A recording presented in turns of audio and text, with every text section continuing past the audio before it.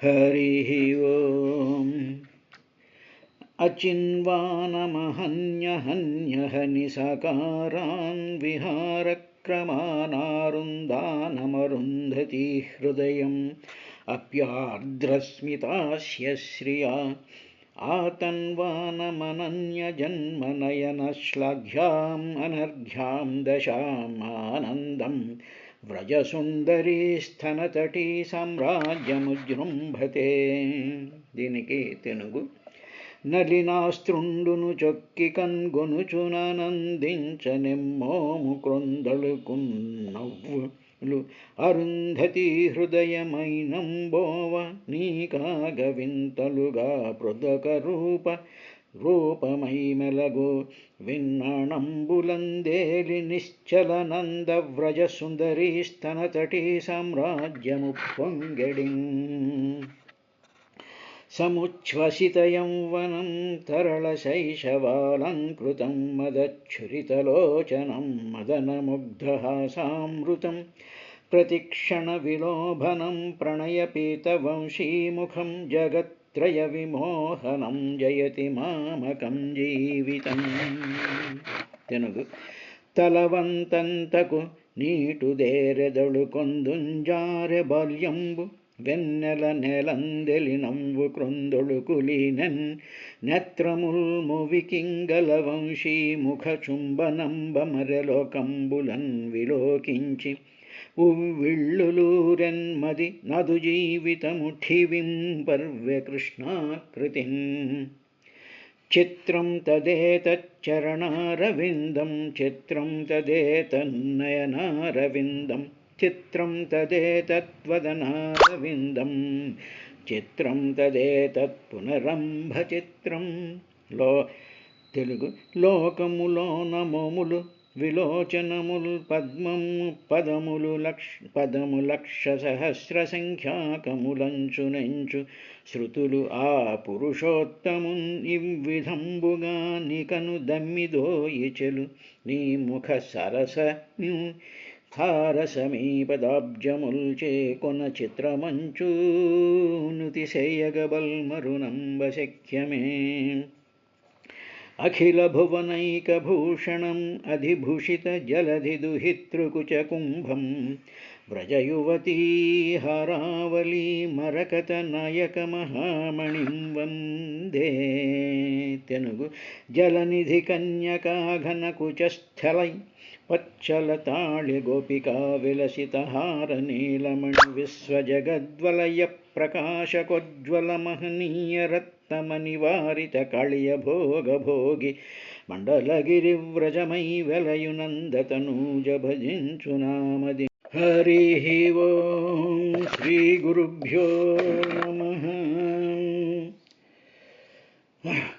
కర్దమ ప్రజాపతితో దేవహూతి ఆవిడ అనుభవించినటువంటి ఆ సుఖాలని తలుచుకుంటూ తరువాత తనకు పుట్టినటువంటి 9 మంది కుమార్తెలకి కూడా వివాహాలు చేయవలసినటువంటి అవసరం ఉందని చెప్తూ, ఇక మూడో విషయం ఏమిటి అంటే, సరే కుమార్తెలు వివాహాలు అయి వెళ్ళిపోయిన తరువాత నన్ను చూసుకునేందుకు నాకు ఆహ్లాదాన్ని ఆనందాన్ని మోక్షప్రదాయమైనటువంటి స్థితిలోకి తీసుకెళ్ళగలిగినటువంటి ఒక కుమారుడిని, ఒక పిల్లవాడు మనకి కలగాలి.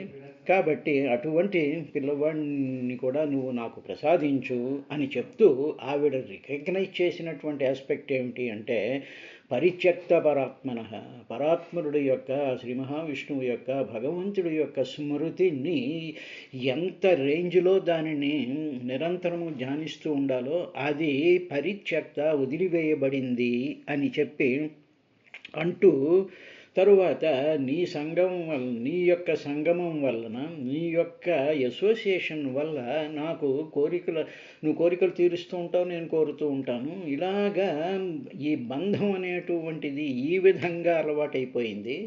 కానీ ఇలా అలవాటు అవ్వడం అనేటువంటిది ఏమిటి అంటే దీన్నే సంసారము అంటారు. కాబట్టి ఈ సంసారం అనేటువంటిది భయాన్ని కలిగించేటువంటిది. కాబట్టి అభయం అస్తు, నాకు అభయం కలుగుగాక అని చెప్పి ఆవిడ ఇంకా ఏమిటి చెప్పింది అంటే, దుస్సంగత్వం వల్ల అవివేకంతో ఉండే ఈ సుఖాలే నిత్యం అనుకుని మన చుట్టూ ఉండేటువంటి మనుషులే శాశ్వతం అనుకుని వాళ్ళతో మనం రిలేషన్ పెట్టుకుంటూ వాళ్ళతో సాధారణమైనటువంటి విషయాలు మాట్లాడుతుంటూ వాళ్ళు ఏం చెప్తే అవి చేస్తూ ఉంటూ ఈ విధంగా మనల్ని ఉన్నతమైనటువంటి స్థితుల్లోకి తీసుకెళ్ళనివ్వకుండా ఒకదానిలో నుంచి ఒకదానిలోకి అల్లుకుపోయేటువంటి దాన్ని సంసారము అంటారు. సంసారం అంటే ఇంట్లో భార్యాభర్త చేసేటువంటి సంసారం అనే కాదు, బయట ప్రపంచంతో బయట వాళ్ళతో వాళ్ళు ఆ పని చేయండి ఈ పని చేయండి ఇలా చేయండి అలా చేయండి ఇలా చేద్దాం అలా చేద్దాం అని చెప్పి ఒక దాంట్లో నుంచి అల్లుకుపోయేటువంటిది సంసారం అంటారు. కాబట్టి దీన్నే సంసార వృక్షము అంటారు. సంసార సాగరం అంటే అలాగా ఒక పనిలోంచి ఇలా మునిగిపోతూ ఉండేటువంటి దానిని సంసారం అంటారు. ఇలా ఉండేటువంటి దాంట్లో నీకు ఎవరు సహాయం చేస్తుంటారు, ఎవరితో నువ్వు ఇంటరాక్ట్ పెట్టుకుంటూ ఉంటాయి, అజ్ఞానం చేత అసత్సు దుష్టుల యందు, దుష్టులంటే చెడ్డవాళ్ళని కాదు, అసత్ లేనటువంటివన్నీ కల్పించుకుంటూ వాటి నుంచి మనం మనసులో ఊహించుకుంటూ విహిత ఏ సంగ అటువంటి సంగత్వంతో ఉన్నట్టయితే సంస్కృతే సంసారానికి కారణమైపోతుంది. కాబట్టి నిస్సంగత్వాయ కల్పతే. అదే సజ్జనుడితో పెట్టుకున్నట్లయితే ఇవన్నీ కాదు, ఇంద్రియాన్ని జయించాలి, కూర్చున్న తర్వాత ఈ విషయం విను, ఇది ఆధ్యాత్మిక సంబంధమైనటువంటిది, ఇది పురాణము, ఇది భాగవతము, ఇది రామాయణము, దీంట్లో చెప్పినటువంటి ధర్మాలు ఇవి, మనం చేయవలసినటువంటి పనులు ఇవి అని చెప్పి కనీసం ఒక గంటో ఒక అరగంటో దానికి సంబంధించినటువంటి విషయాన్ని వినాలి అనేటువంటి శ్రద్ధ పెట్టుకున్నట్లయితే ఆ సంగత్వం ఉందే, ఆ ఇది ఉందే, అది నిన్ను విముక్తిని చేస్తుంది తప్ప పనుల్లోకి మంచి పన చెడ్డ పన అని కాదు. ఏ పని అయినా సరే మనకి సంబంధించినటువంటి వాళ్ళతో పెట్టుకున్నట్టయితే అది సంసారం అయిపోతుంది అని చెప్పిన తరువాత 56వ శ్లోకంలో ఆవిడ ఇంకా ఏమందో విదురుడికి మైత్రేయ మహర్షి చెప్తూ, నేహయత్కర్మ ధర్మాయ న విరాగాయ కల్పతే న తీర్థపద సేవాయై జీవన్నపి మృతో హి సహ అని చెప్పి ఒక స్ట్రాంగ్గా ఒక మాట కూడా అంది. ఏమిటి అంటే, బతికున్నా సరే కొంతమంది బతికున్న వాళ్ళు చచ్చిపోయిన వాళ్ళతో సమానము, జీవచ్ఛవాలు లాంటి వాళ్ళు ఉంటారు. ఎవరు అన్నట్టుగా కర్దమ ప్రజాపతి చూసినప్పుడు ఈ సంసారంలో ఈ ప్రపంచంలో మనం ఈ చుట్టుపక్కల వాళ్ళతో ఉండేటువంటి ఈ సందర్భంలో యత్ కర్మ ధర్మాయ న, యత్ కర్మ ఎవరి కర్మ అయితే అది ధర్మాయ ధర్మం కాకుండా అధర్మపరంగా ఉంటే, అధర్మపరంగా ఉంటే ఎవడో నెత్తికొట్టేయడం అని కాదు, నీవు చెయ్యవలసినటువంటి ధర్మాలను నువ్వు ఆచరించకుండా పరాయి వాళ్ళ కోసం నువ్వు చేసేటువంటి పరధర్మాలు ఉన్నాయే అది అధర్మం అవుతుంది.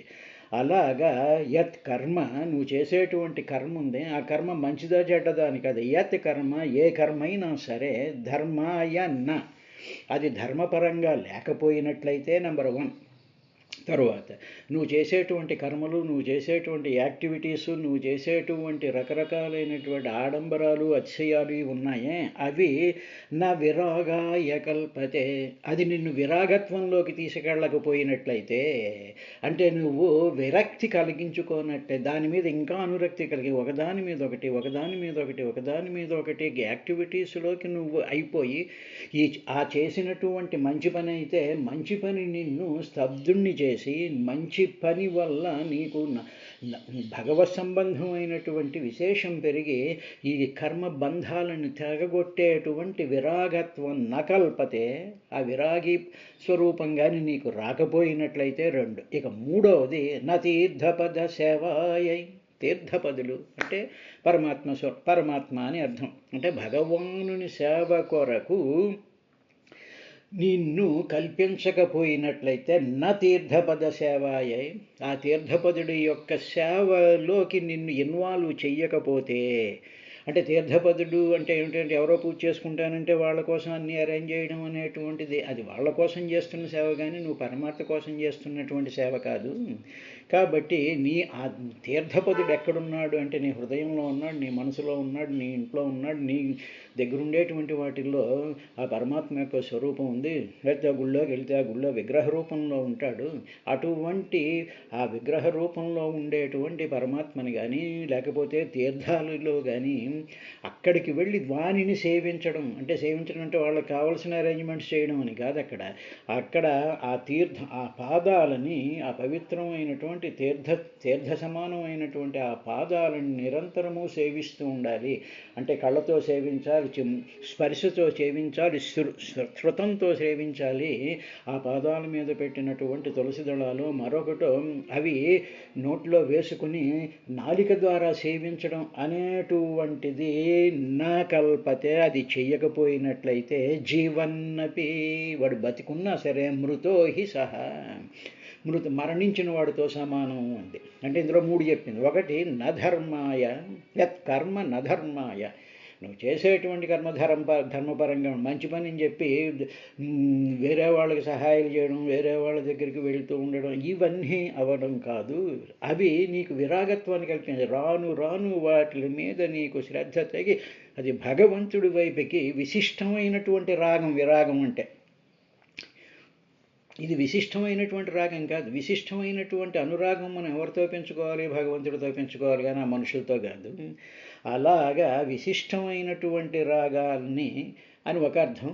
అది కల్పించుకోవాలి తప్ప అది ఈ విరాగత్వానికి దారి తీయకపోయినట్లయితే జీవన్నపి మృతో హి సహా, బతికున్నవాడు చనిపోయిన వాడితోనే సమానము అని చెప్పిందయ్యా అన్నాడు. అన్న తరువాత ఇంకా ఏం చెప్పింది అంటే సాహం భగవతో నూనం వంచిత మాయయా దృఢం యత్వాం విముక్తిదం ప్రాప్య నమముక్షేయ బంధనాత్.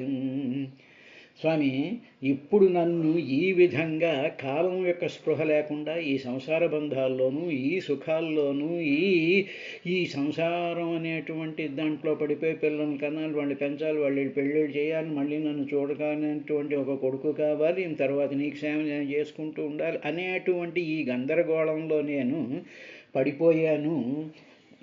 అంటే దాని అర్థం ఏమిటంటే ఇది సా అహం అట్టి అహం నేను, ఇలా ఉండేటువంటి నేను, ఇన్ని రకాలుగా ఉండేటువంటి నేను భగవతః ఆ భగవంతుడి యొక్క మాయయా, ఆ భగవంతుడి యొక్క మాయలో దృఢం చాలా గట్టిగా వంచబడ్డాను.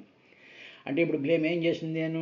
అప్పుడు ఆవిడికి మాయ యొక్క ఆ విస్తారం ఆవిడికి కనిపించింది. ఓహో, భగవంతుడి యొక్క మాయే మన మనసుకి మన బుద్ధిలో ఇటువంటి ఆలోచనలు పెట్టి మన చుట్టూ ఉండేటువంటి వాళ్ళతో సాంగత్యం ఏర్పాటు చేసుకుని వాళ్ళ సంతోషాల కోసం, వాళ్ళని నుంచి పేరు సంపాదించడం కోసం, ఆడంబరాల కోసం, తర్వాత నాకేదో జరిగిపోతుంది అనేటువంటి విధానంగా నాకు ఆ బుద్ధి భగవతో నూనం నిశ్చయంగా అది భగవంతుడే పెట్టాడు నాకు ఈ బుద్ధి. ఇలాంటి మాయలో పడిపోయి నన్ను మోసం చేశాడు భగవంతుడు.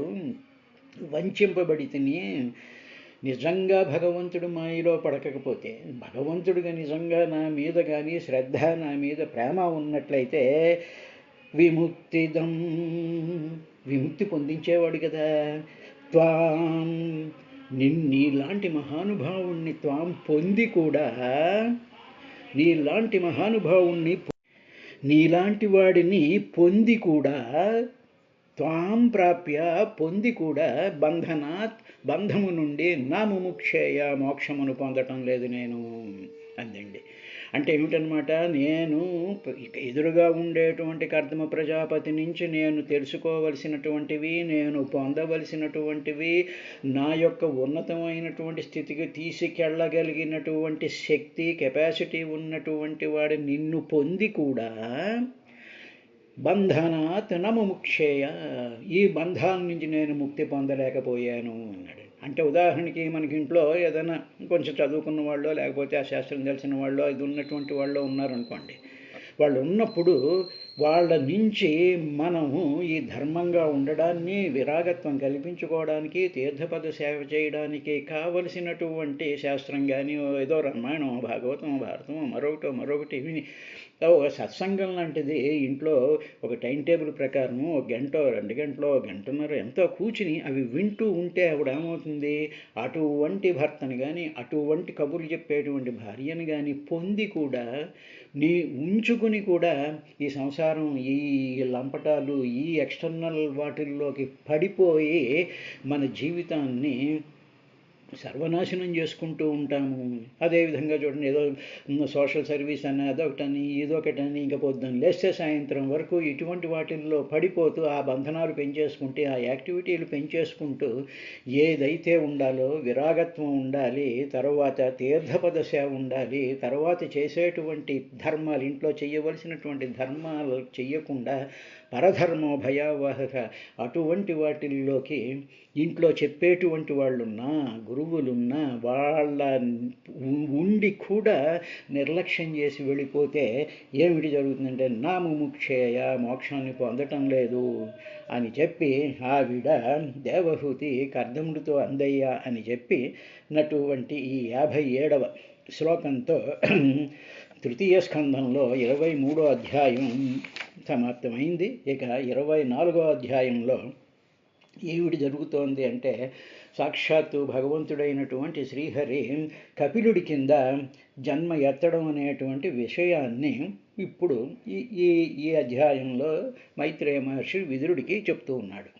మైత్రేయ ఉవాచ నిర్వేదవాదినీం ఏవం మనోర్దుహితరం ముని దయాలుశాలినీమాహ శుక్లాభివ్యాహృతం స్మరన్. మైత్రేయ మహర్షి విదుడితో ఈ విధంగా అన్నాడు. ఏమిటన్నాడు అంటే, నిర్వేదవాదిని అంటే వైరాగ్యం వచ్చింది ఆవిడికి. అయ్యో పిల్లల కన్నా అనుకున్నదంతా అయిపోయింది, ఇంకొక పిల్లాడు ఒకడే కావాలి, సకలమైనటువంటి సుఖాలు కూడా సమస్తమైనటువంటి భోగాలతో విద్యాధర స్త్రీల యొక్క ఆధ్వర్యంలో మహత్తరమైనటువంటి ఎవరికీ కూడా అందనటువంటి ఆ సుఖాన్ని, దైహికమైనటువంటి, మానసికమైనటువంటి, హృదయ సంబంధమైనటువంటి సుఖాలన్నీ కూడా పొందాం. ఈ సుఖాలతో విసిగెత్తిపోయి విరాగభావంలోకి వెళ్ళిపోయినటువంటి దాన్ని నిర్వేదవాదిని అంటారు. కాబట్టి నిర్వేదం అంటే వైరాగ్యంతో ఉండడం, వైరాగ్యంతో కూడుకున్నటువంటి వాదిని, ఆ మాటలు మాట్లాడినటువంటి ఆవిడ ఈ విధంగా మాట్లాడినటువంటి పలుకుల్ని ఎవరు మాట్లాడారంటే, మనోదుహితరం, ఆ మనుచక్రవర్తి కుమార్తె అయినటువంటి ఆ దేవహూతి ముని ఆ కర్దమ ప్రజాపతితో ఈ విధంగా మాట్లాడిందయ్యా విదురా అని చెప్తూ, తరువాత అప్పుడు ఆయన ఈ పలుకులన్నీ కూడా విన్నాడు కర్దమ ప్రజాపతి. ఆహా, ఇన్నాటికి ఈవిడ లైన్ మీదకి వచ్చిందన్నమాట. ఈ సుఖాలు, ఈ భోగాలు, ఈ లంపటాలు, ఈ 100 మందితోనూ మనం పెట్టుకునేటువంటి లింకులు, ఇవన్నీ కూడా పనికిరానటువంటివి అని చెప్పి అసలైనటువంటి రియలైజేషన్ ఈవిడ పొందింది అని గ్రహించినటువంటి ఆ ముని దయాశీలుడైనటువంటి ఆ కర్దమ ప్రజాపతి ఏం చేశాడు అంటే, శుక్లాభివ్యాహృతం స్మరన్, శుక్ల అభివ్యాహృతం, అంతకుముందు శుక్ల అంటే శ్రీహరి. ఈ శ్రీహరి ముందు ఎప్పుడు కనిపించాడండి? వీళ్ళు కర్దమ ప్రజాపతి సంతానం కోసం తపస్సు చేస్తూ ఉండేటువంటి సందర్భంలో ఖగవాహనుడై వచ్చినప్పుడు, అప్పుడు ఆయన ఈ కర్దమ ప్రజాపతికి, నీ కోరిక, నీ మనోరథం నెరవేరుతుందయ్యా, నీకు 9 మంది పిల్లలు పుడతారు, తర్వాత నేనే నీకు పిల్లవాడి కింద వచ్చి నిన్ను అనుగ్రహిస్తాను అని చెప్పి తన కన్నీటిలో జార్చినటువంటి ఆనంద పుష్పాల చేత బిందు సరోవరాన్ని ఆయన చేశాడు. అటువంటి శుక్ల అంటే ఇక్కడ శ్రీహరి అని అర్థం. శుక్ల అభివ్యాహృతం, అది అంతకుముందు ఆయన చెప్పినటువంటి మాటల్ని స్మరించుకుని ఆహా ఈ విధంగా పలికాడయ్యా అన్నాడు. అంటే ఆయన చెప్పాడుగా, నేను పిల్లాడి కింద పుడతాను, వీళ్ళందరికీ పెళ్ళిళ్ళు చేసి ఇవన్నీ చేస్తానని చెప్పి చెయ్యాలి నువ్వు అన్నాడు. కాబట్టి ఆ మాటలన్నింటినీ కూడా ఈ దయాశీలుడైనటువంటి కర్దమ ప్రజాపతి స్మరించుకుని ఆవిడితో ఈ విధంగా మాట్లాడడం ప్రారంభించాడు. ఇక్కడ మనం గమనించినట్లయితే శుక్ల శుక్ల శుక్ల అనేటువంటి పదం శ్రీహరి పరంగా వాడుతున్నారు. ఏదో శ్రీహరి అంటాం, విష్ణు అంటాం, ఇంకోటి అంటాం, ఇంకోటి అంటాం. శుక్ల అనేటువంటి పదం కొంచెం రేరుగా కనిపించేటువంటి. శుక్ల అనేటువంటి దానికి మామూలుగా అమరకోశార్థం ఏమిటంటే శోకతి గచ్చతి మనః అస్మిన్నితి శుక్ల. శోకతి గచ్చతి మనః అంటే ఏమిటి? మనలో ఉండేటువంటి శోకాలన్నిటినీ కూడా పోగొట్టేటువంటిది. అలా పోగొట్టేసేసి మన మనసుని తన యందు రమింపజేసేటువంటి దానిని శుక్ల అంటారు. మామూలుగా శుక్లపక్షం, కృష్ణపక్షం అని పక్షాలు ఉన్నాయిగా. పక్షం అంటే కాలం, కాలం కాలం అనమాట. శుక్లపక్షం అంటే కాలం. ఆ కాలం శుక్లంగా ఉంటుంది, అంటే వెలుతురుగా ఎక్కువ ఉంటుందన్నమాట. అంటే మామూలుగా పాడ్యము నుండి పౌర్ణమి వరకు ఉండి మొత్తం సృష్టి ఈ లోకం అంతా కూడా వెలుగులతో నిండుతూ ఉండేటువంటి ఆ వెలుగుల యొక్క కాలస్వరూపం భగవంతుడు. కాబట్టి ఆ వెలుగులతో ఉండేటువంటి వాడు శుక్ల అన్నాడు. తరువాత అదే విషయాన్ని ఇంకొకసారి మామూలుగా 23వ అధ్యాయంలో 23వ శ్లోకంలో కూడా ఏం చెప్పంటే, ఇదం శుక్లకృతం తీర్థమాశిషుయాపకం నృణాం. ఇదంతా కూడా శుక్లస్వరూపుడైనటువంటి శ్రీహరి యొక్క దయచేతే మనకి ఇవన్నీ కూడా వచ్చాయి అని అక్కడ కూడా శుక్ల అనేటువంటి పదం వాడాడు. తరువాత 22వ అధ్యాయంలో 19వ శ్లోకంలో కూడా శుక్ల ప్రోక్తాన్ బహుమన్యే విహింసాన్. నేను ఆ శుక్ల అంటే శ్రీహరి చెప్పినటువంటి విధంగా నేను ఏమీ లేనటువంటి పరివ్రాజకత్వానికి అంటే సన్యాసాశ్రమానికి వెళ్ళిపోతాను. నాకు ఆ డైరెక్షన్ ఇచ్చినటువంటి వాడు శుక్ల ప్రోక్తాన్ శుక్ల, శ్రీహరి చెప్పాడు అని చెప్పాడు. మరి అదే విషయాన్ని 24వ శ్లోకంలో ఈ శ్లోకంలో దయాలు శాలినీమాహ శుక్లాభివ్యాహృతం స్మరన్ శుక్ల, ఆ శ్రీహరి చెప్పినటువంటి దానిని ఈయన స్మరన్ గుర్తు తెచ్చుకున్నాడని శుక్ల శుక్ల శుక్ల అనేటువంటి పదం వస్తుంటుంది. సాధారణంగా మనకి ఇటువంటి ఆధ్యాత్మిక గ్రంథాలలో రామాయణంలో కానీ భారతంలో కానివ్వండి భాగవతంలో కానివ్వండి ఎక్కడైనా సరే ఒక పదం రిపీటెడ్గా వస్తుంది అంటే అక్కడ ఏదో ఒక అర్థం ఉంది, జాగ్రత్తగా మీరు ఆలోచించుకోండి అని చెప్పి మహర్షులు మనకి ఇండికేషన్ ఇస్తూ ఉంటారు. ఇక్కడ శుక్లము అంటే తెలుపు, మామూలుగా తెల్లదనం అనుకోండి. ఇప్పుడు తెలుపు ఉందనుకోండి, ఉదాహరణకి సూర్యుడి కాంతి తెల్లగా ఉంటుందిగా.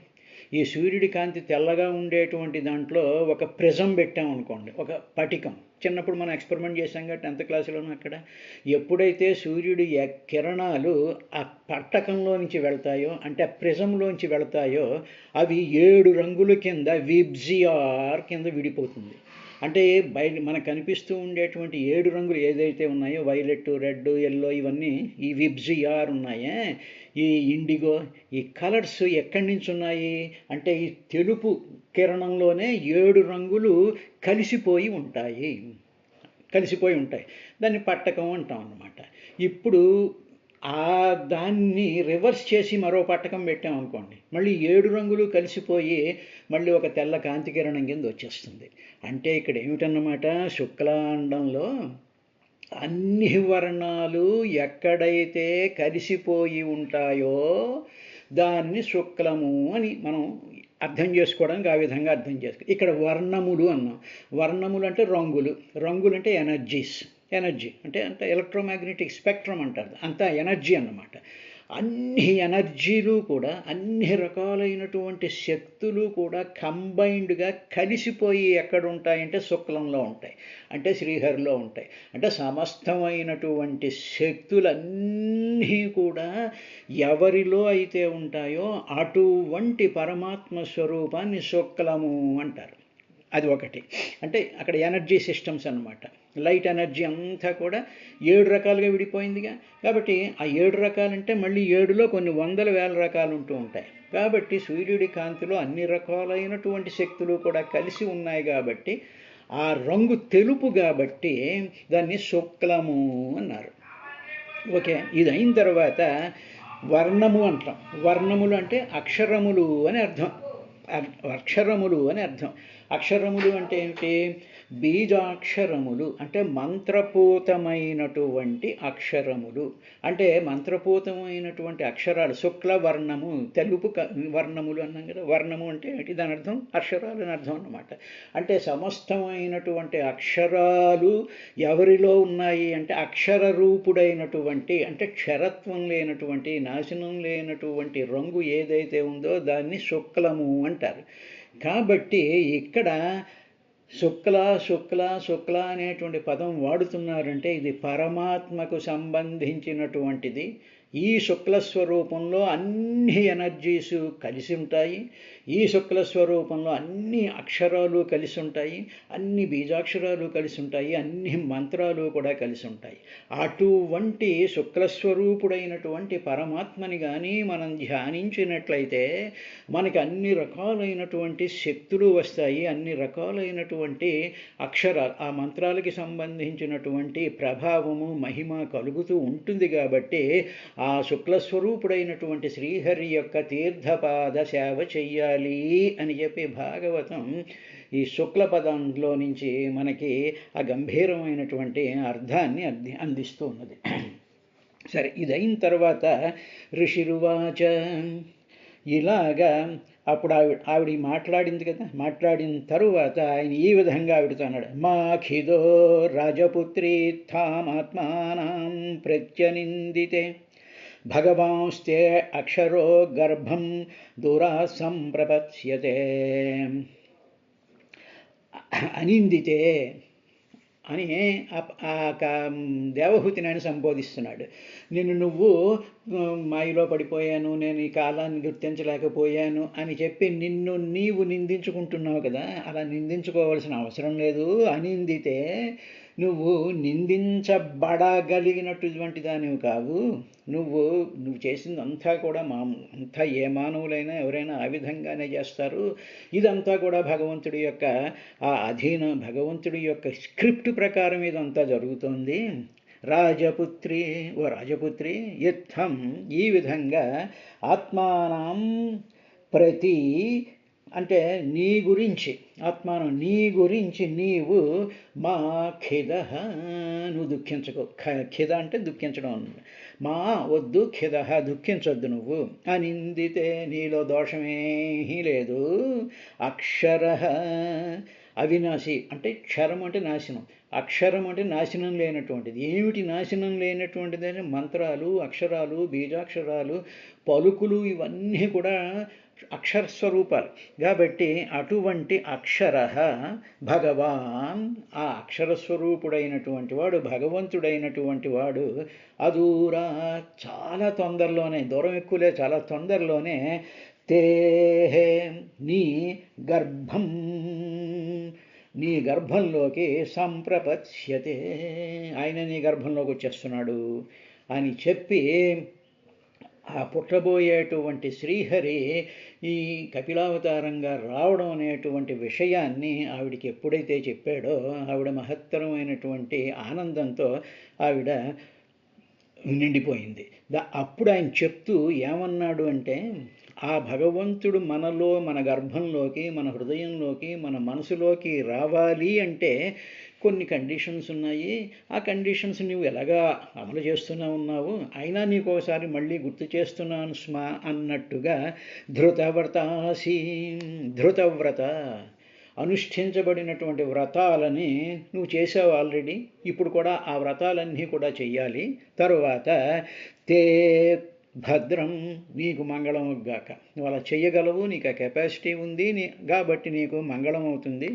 ఆ చేసేటువంటి వ్రతాలలో నువ్వు చేయవలసినటువంటి దమేన నీ ఇంద్రియాల నిగ్రహంతో చేయాలి అన్నాడు. ఎందుకంటే వాళ్ళు మొన్నంతా కూడా బ్రహ్మాండంగా 100 సంవత్సరాల పాటు వాళ్ళు అన్ని అనుభవాలు చేశారుగా.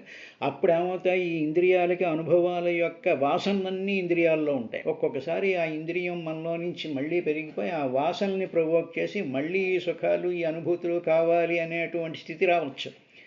కాబట్టి దమేన ఆ ఇంద్రియ దమనాన్ని నువ్వు అనిపించ, నియమేన చాలా నియమంగా విత్ ఆల్ యువర్ క్రమశిక్షణతో నువ్వు తపో ద్రవిణదానై చ తపస్సు చేత.